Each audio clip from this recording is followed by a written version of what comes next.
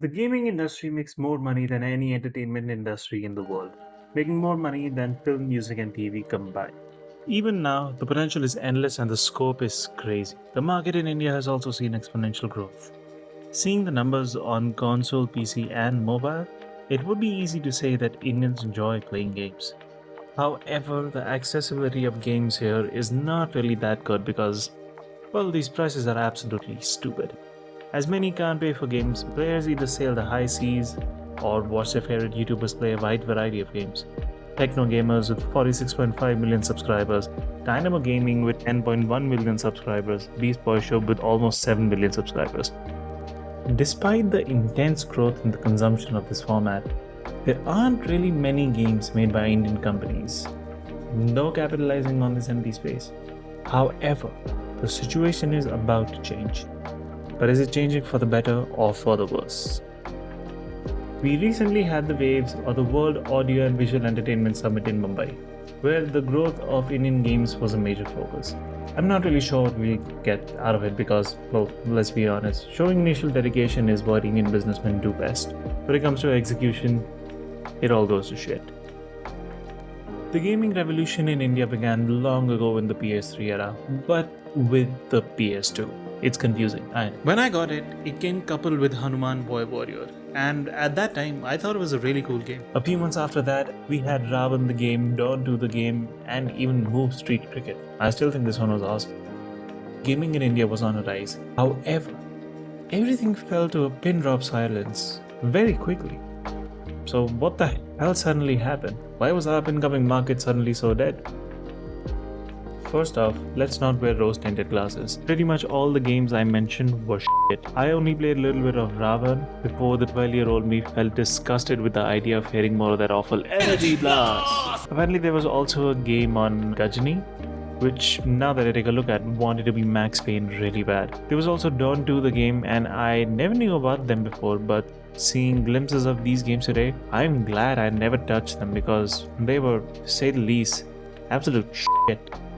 With one piece of shit after another, the initial dawn of the Indian gaming industry came to a screeching halt pretty much as soon as it began.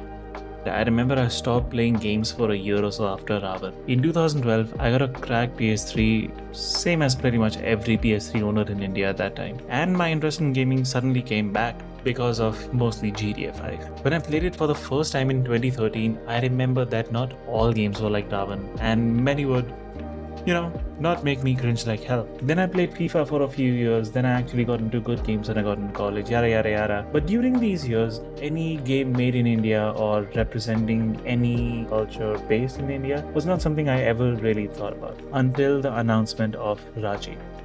Seeing a mythological setting in the classic big sibling saves little sibling story with the help of gods to take down an evil being was not really what got me interested in Raji. I wanted to play Raji because it was made by an Indian developer who had a great story. Shruti Ghosh, along with her husband Ian Maud, secured funds from the Unreal Dev Grants program, but still, she had to sell her house to support the team while they found someone to publish the game. Raji came out on 18th August 2020 as a timed exclusive for the Switch for about 2 months, and then it came out on the rest of the platforms on 15th October. There are many different sources on how much money Raji made. It's not a clear image, but they probably made something around $1.5-ish million, and as per Steam RevenueCalculator.com, they made a net revenue of about $130,000. It's a crazy number for a first game. I'm not sure if they made a profit or not on it though.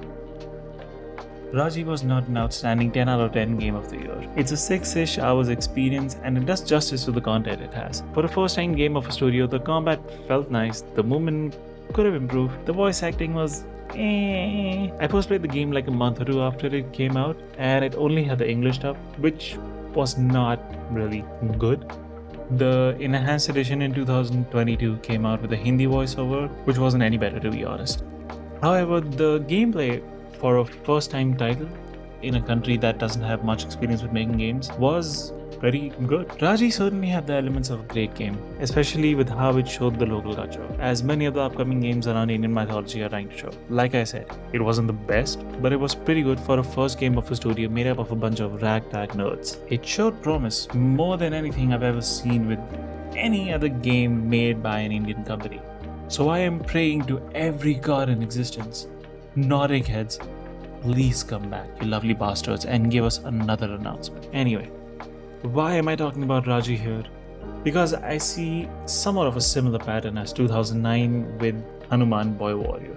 You release a game based on Hindu mythology and others are motivated to enter the industry. New projects are announced, but they're all very low effort. Sure, there are differences like Raji came out in 2020, The Crash will be released 5 years later. And this time, most of the games we see are based on Hindu mythology. Obviously, they expect to earn more money than they put in, since making a game is crazy expensive and has only become exponentially more expensive over the years. After the release, the studios want to earn a profit because who the fuck would want to play these games when there are already hundreds of games a gazillion times better? They don't make a profit and every company ends up exiting the market. As it is, gaming is an expensive hobby pretty much everywhere around the world, which is especially true for India. No one wants to spend their hard-earned money and the little free time they have on something that has a very high chance of being absolute shit.